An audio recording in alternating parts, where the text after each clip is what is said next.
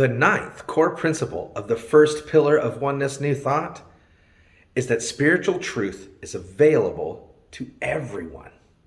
You know, in so many types of spiritual schools of thought, whether it's traditional religions or New Age religions, we have a tendency to insert some form of intermediary between ourselves and the divine.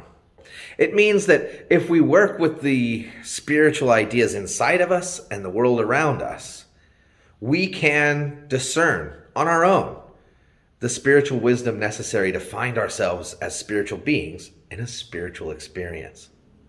So that means that there are no spiritual leaders, there are no spiritual items or talismans, there are no spiritual portals, there's no person, no place, and no thing that could possibly be an intermediary between us and the divine. And not just the divine, but the wisdom that it has to reveal to us.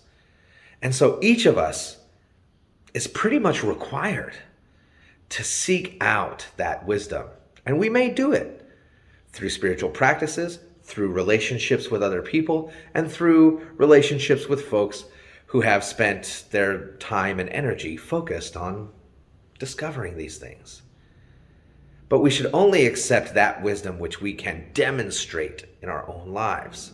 And so each of us has to find that wisdom for ourselves, apply it to our lives, and see what we get.